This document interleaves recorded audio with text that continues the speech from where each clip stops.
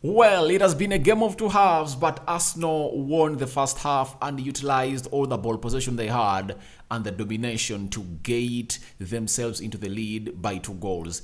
An own goal from the goalkeeper of Spurs, Mr. Calamity Hugo Lloris, and then Martin Odegaard pulling the trigger almost twice, and the second time it really went past Hugo Lloris into the back of the net to make it 2-0 by the 36th minute. Welcome to Rokani Media Football. Arsenal are now 8 points clear on top of the Premier League table. Smash the like button, comment and share. If at all you're watching us for the very first time, lower right bottom corner, that's the place to be. Smash the black button that has the word subscribe. After smashing it, hit the notification bell that will enable you get notified each and every time I upload a video onto this channel. Amid this Arsenal having taken close to 8-9 years without winning away at the White Lane or the Tottenham Hotspur Stadium, I came out and made a prediction that Arsenal is going to win this game of football, and I even thought that it would have gone nasty to end like 3 or 4, 5-0 because Spurs are a highly conceding side. And today it has been really a game that Arsenal had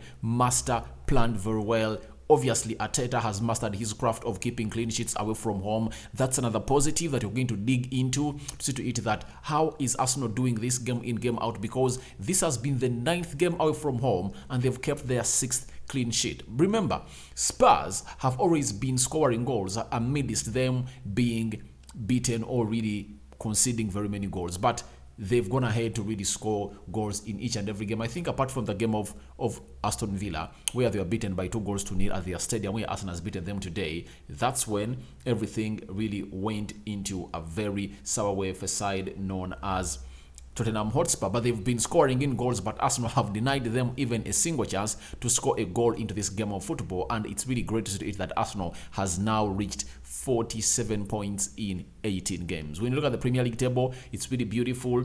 Arsenal 8 points clear ahead of City. Smash the like button to like 300 because this is a milestone that Arsenal has to celebrate. When you look at the way they've gone ahead to play the game of football today, it has been really planned. Mikel Arteta came up with a plan of really killing this game off early enough because he knows that the more the game grows, when Arsenal has not scored a goal, the more pressure is going to pile on his players because they are playing in one of the most hostile environments. Because you saw even at the end of the game, the fans were trying to attack Ramsdale. We are trying to attack Ramsdale and Granit Xhaka. That showed you how hostile this game is. And Mikel Arteta, being one of the players that were in the Arsenal team that used to come here and play against Spurs, he knows how hostile it is. That's why last season, when he was going to play away at Liverpool, he really brought on loudspeakers at London Conley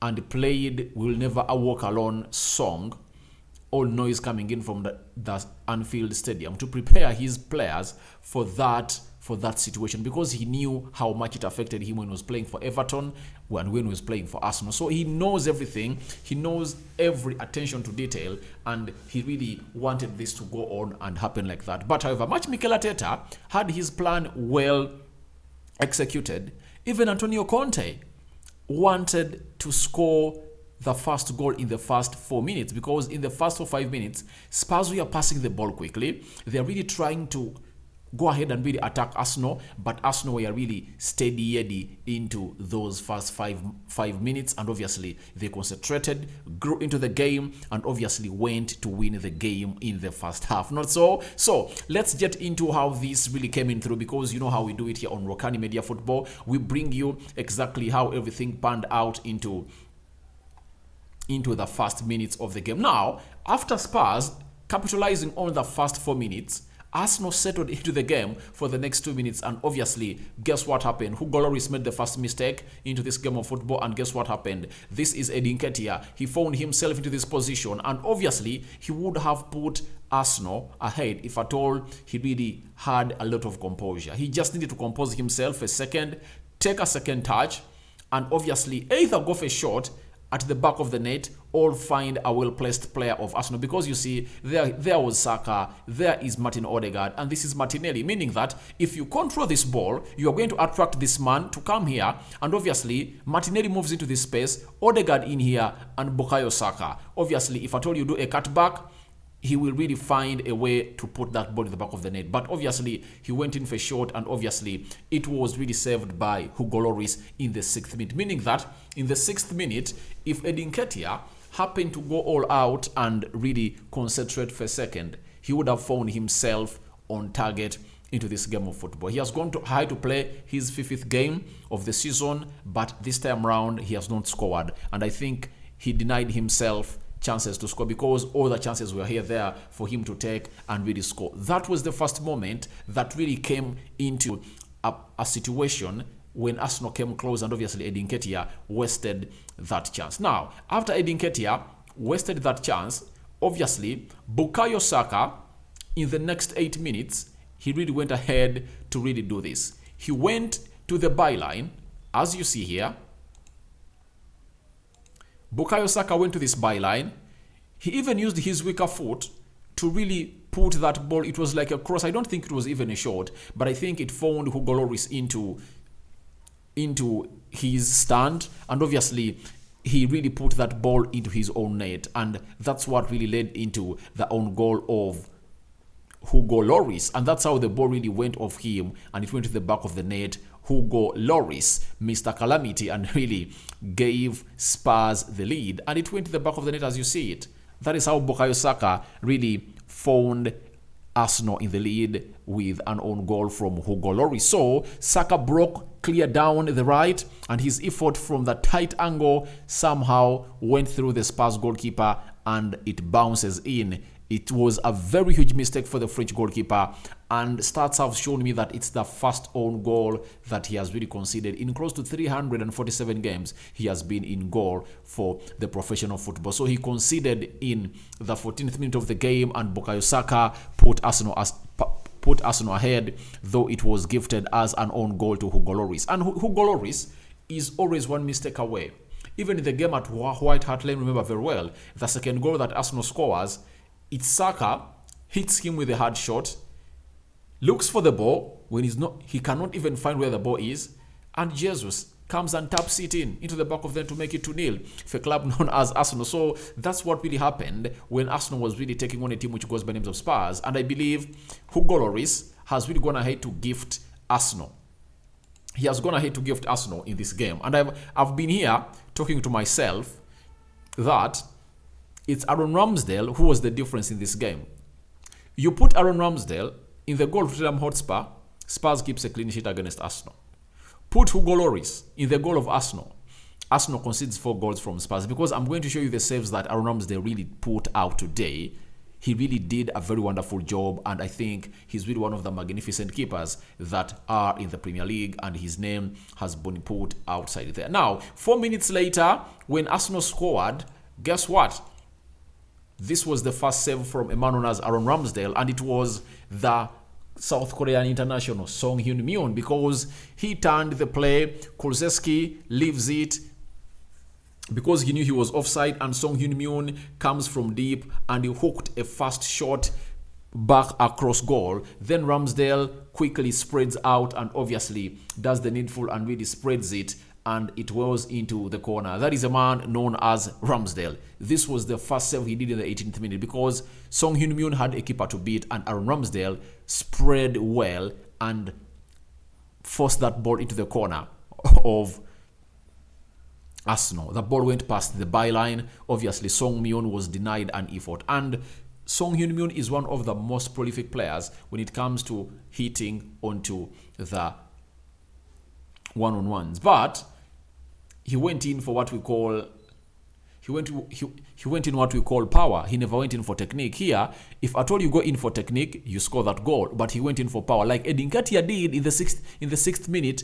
Instead of going in for technique or composure, he went in for power, and the same applies to Song Hyun-min in here.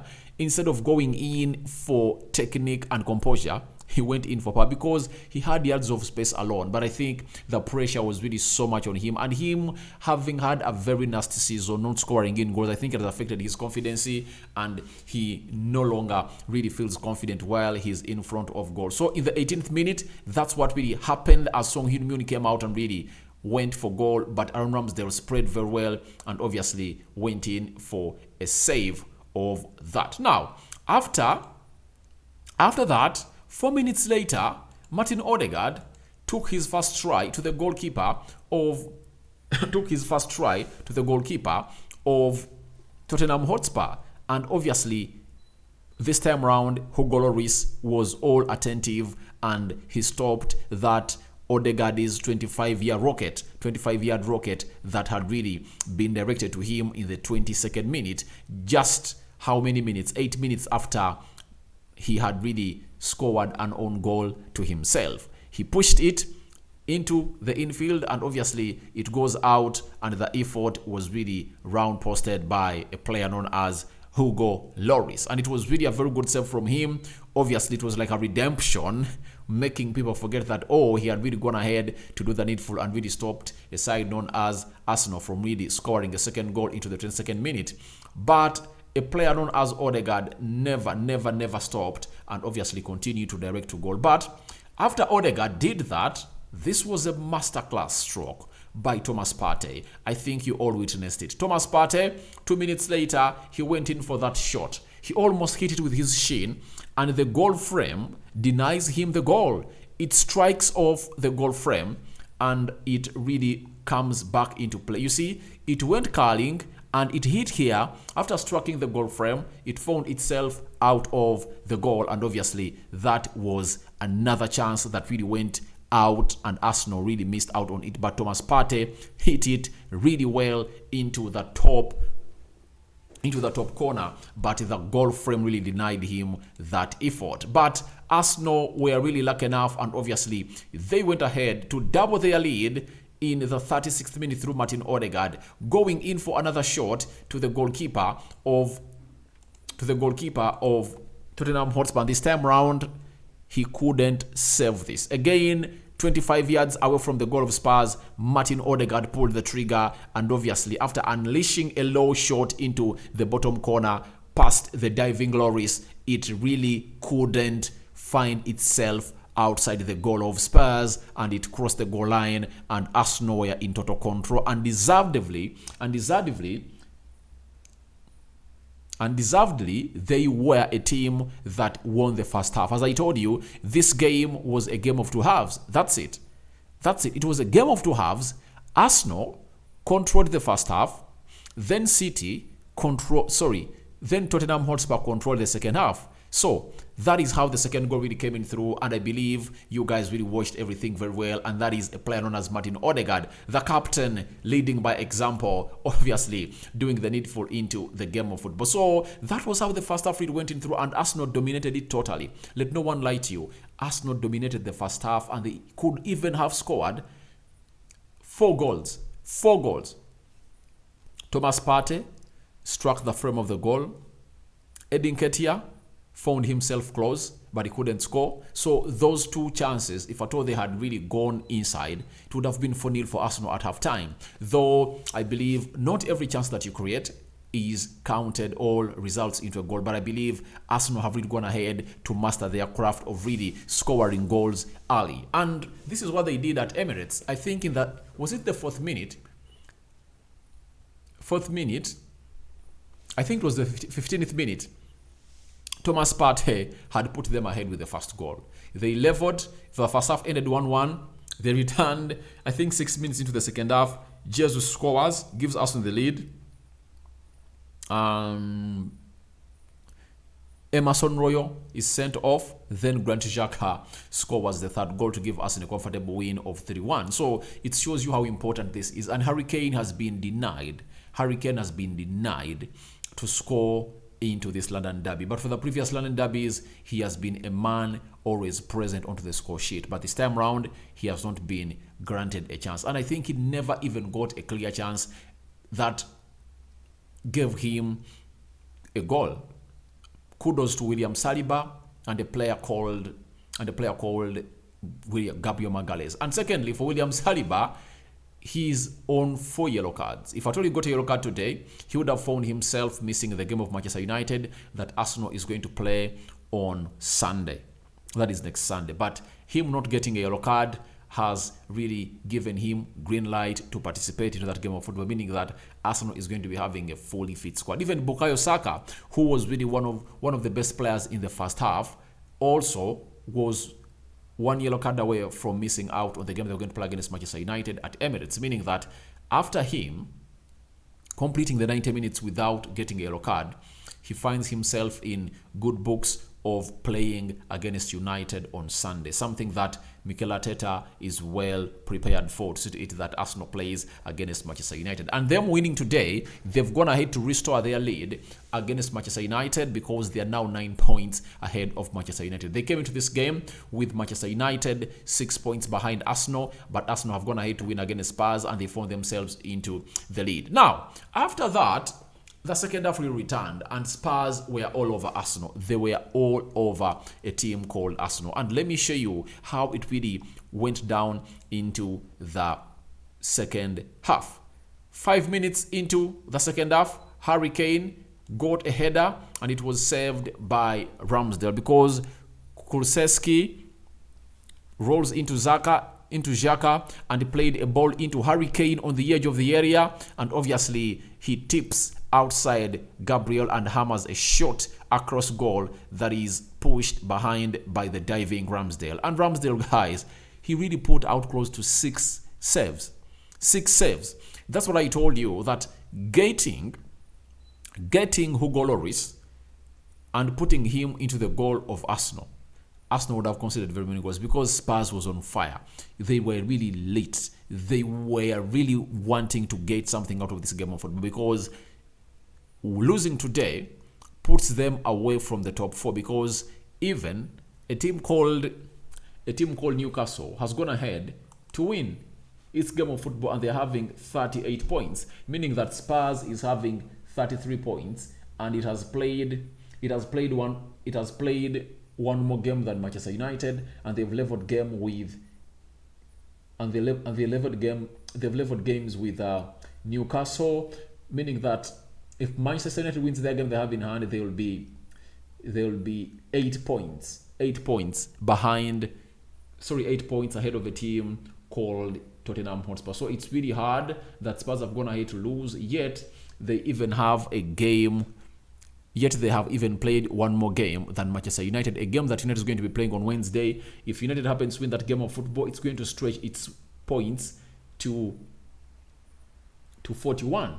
That's it. So as things stand, things are all not going the way of a team known as Spurs, and it's all ugly for Antonio Conte. But guess who is making it ugly for him? It's Mikel Arteta, who is really one of those managers that really went ahead to have a very bad exchange of words last season as he beat them at the Tottenham Hotspur Stadium. So after that, Ramsdale, 2 minutes later, after saving that ball from Harry Kane, guess what happens? A man comes in through, known as Ryan Sessegnon. He goes in for a shot, and obviously Aaron Ramsdale saves it with his outstretched left foot, and brilliantly it goes into the corner. So it shows you how Ramsdale was all over this game of football, and Spurs really had the best to attack, but Arsenal had their goalkeeper to be at their saving every time Spurs came in through. And then Arsenal, I think this is the only clear-cut chance they got into the second half. In the 6th, 8th minute, this man Edin Ketia, he comes close. As I told you, that composure and execution really denied him the goal in the 6th minute. Even this time round, space is all here. He takes a very poor first touch, but as you look at how the ball was setting itself, he could have gone ahead to take an extra touch again, sit down the goalkeeper, or nutmeg him, and then score your goal.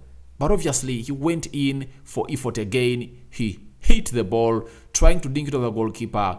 Obviously, Hugo Lloris coming up to saving Spurs again to keep them in the game, thinking that maybe if at all they pull one back, they would really remember his saves he made. But obviously, they couldn't really score. And this effort of Edin Ketia was really directed out of goal. So I believe Edin Ketia had chances and he really never scored a goal, but I believe he really played a very good job leading the press. He ran everywhere the pitch. To an extent that even in the dying minutes of the game, he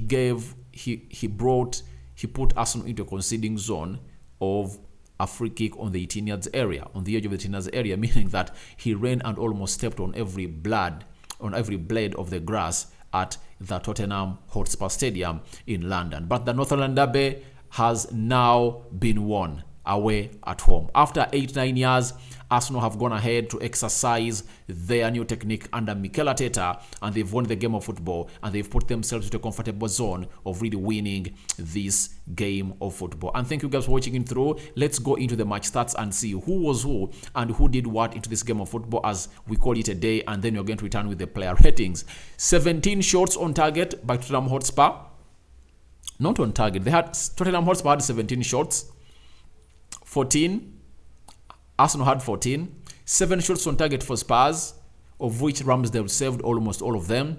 Then Arsenal had 5, meaning that they needed to go ahead and really compose themselves more to really have more on target. But obviously, they had 5, but after the 5, 2 went into the back of the net. Spurs dominated the possession, 51%, and Arsenal had 49%. This is really surprising because I believe Arsenal is a more football possession side than Spurs, but I believe after them leading by 2-0 at first half, they said, why should we really hustle? Let's really leave the ball to them and make it hard for them to score against us. And I think they executed it very well, and Spurs really lacked the killer instinct to open up that watertight defense of Arsenal. So very many people say that you go at halftime with a 2-0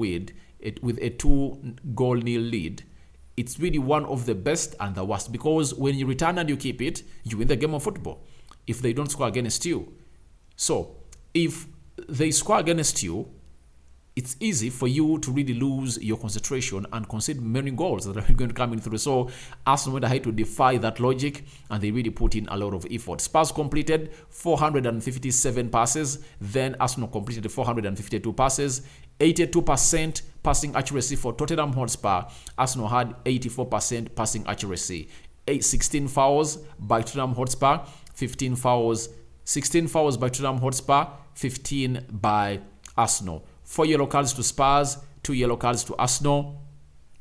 Then 0 red cards to both sides, 1 offside to Spurs and 2 offsides for Arsenal. 4 corners for Spurs, 3 corners for Arsenal. Obviously, the stats orchestrate exactly what happened in the field of play, because what happened in the field of play was that every half had its owner. The first half belonged to Arsenal, the second half belonged to Tottenham Hotspur, though Arsenal's dominance brought to them a win, and obviously they really went ahead to score 2 goals. Let's go to the Premier League table. Arsenal have played 18 games, and they now have 47 points. They've scored 42 goals and conceded 14, only a goal difference of 28.